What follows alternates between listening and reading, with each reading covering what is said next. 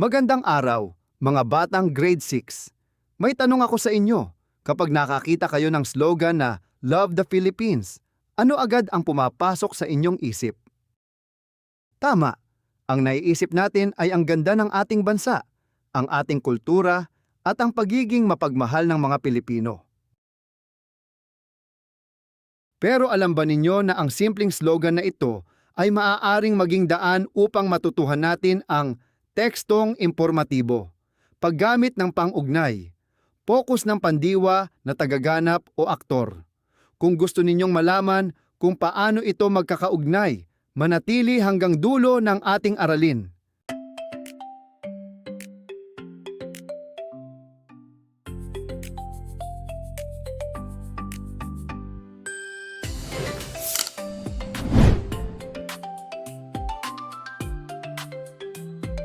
Pagkatapos ng araling ito, inaasahang magagawa ninyo ang mga sumusunod.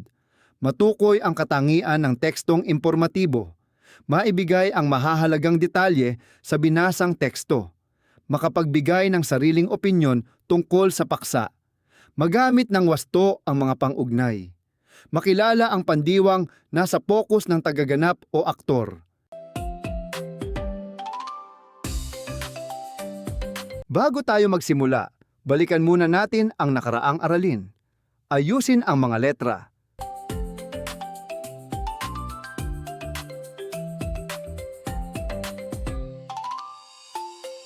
May sagot na ba?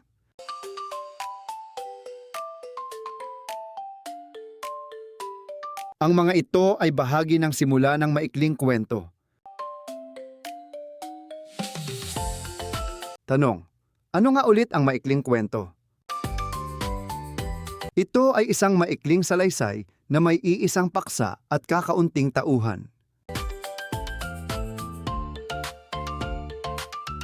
Ngayon naman, hulaan natin ang bagong tourism slogan ng ating bansa. Ano kaya ito? Ang tamang sagot ay Love the Philippines. Ito ang opisyal na tourism slogan ng Pilipinas na inilunsad noong 2023.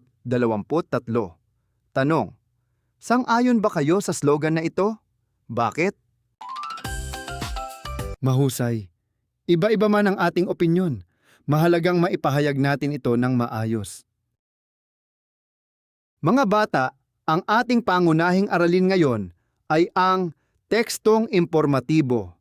Ano nga ba ito? Ang tekstong impormatibo ay isang uri ng babasahin na nagbibigay ng impormasyon, paliwanag, at kaalaman batay sa katotohanan. Hindi ito nakabatay sa opinyon ng may akda, kundi sa mga datos at ebidensya. Halimbawa nito ay balita, artikulo, ensiklopedia, ulat, siyentipikong pag-aaral.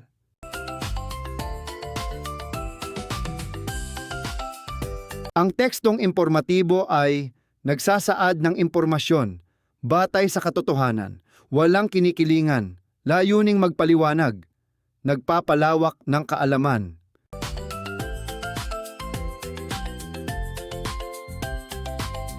Bagong tourism slogan ng Pilipinas, inilabas na. Noong Hunyo 27, 2023, inilunsad ng Department of Tourism ang bagong tourism slogan ng bansa na Love the Philippines. Pinalitan nito ang dating slogan na It's more fun in the Philippines.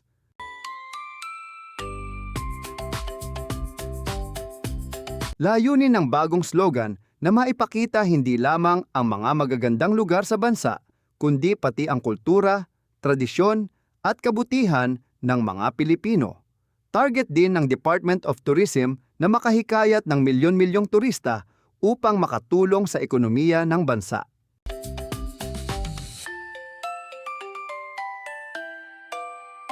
Subukan nating sagutin ang ilang tanong. Unang tanong: anong uri ng teksto ang ating binasa? Tekstong impormatibo. Pangalawang tanong: sino ang mga taong nabanggit? Pangulong Ferdinand Marcos Jr. at Tourism Secretary Cristina Garcia Frasco. Pangatlong tanong, ano ang layunin ng bagong slogan? Upang mapalakas ang turismo ng Pilipinas. Sa inyong palagay, makakatulong ba ang slogan na Love the Philippines sa turismo ng bansa? Oo, dahil mas maipapakita nito ang kagandahan ng kultura at pagiging hospitable ng mga Pilipino. May tatlong uri ng tekstong impormatibo. Una, paglalahad ng totoong pangyayari. Halimbawa, kasaysayan ng wikang Filipino. Pangalawa, pag-uulat pang impormasyon. Halimbawa, balita. Tatlo, pagpapaliwanag. Halimbawa, paano nagkakaroon ng lindol? Ngayon naman ay pag-aralan natin ang mga pang-ugnay. Ang pang-ugnay ay ginagamit upang pagdugtungin ang mga salita, parirala at ideya.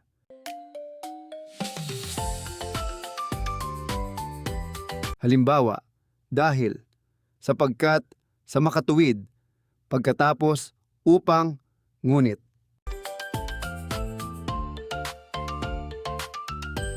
Halimbawa, nag-aaral ako ng mabuti upang makapasa.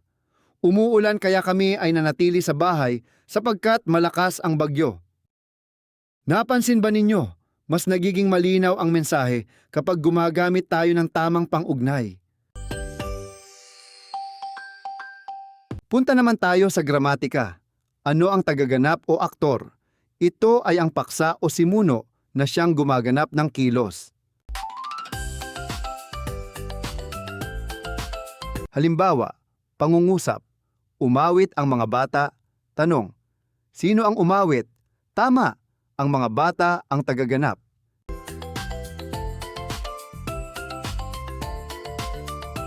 Isa pang halimbawa, nagtanim si Ben ng puno. Sino ang nagtanim? Si Ben. Sa makatuwid, si Ben ang aktor o tagaganap.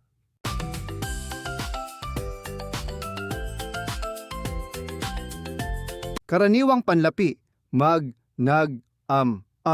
Halimbawa, nagluto, nagtanim, umiyak, lumakad.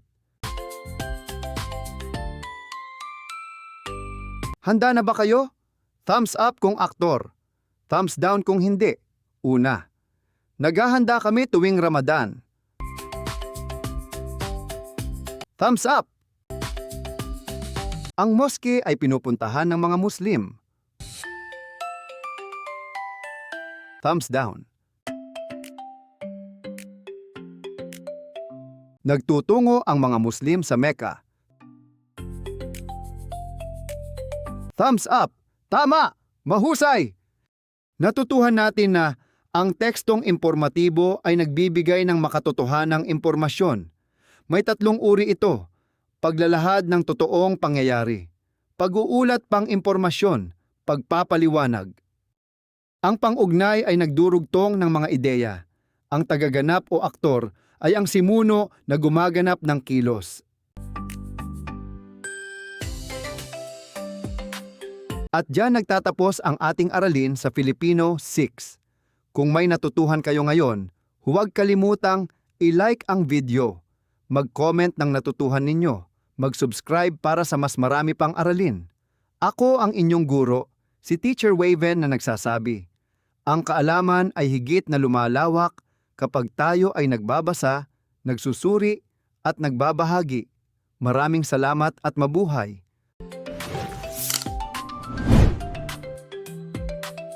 Ngayon, para mas lalo pa nating matutuhan ang ating aralin, gawin nating ang mga sumusunod na gawain.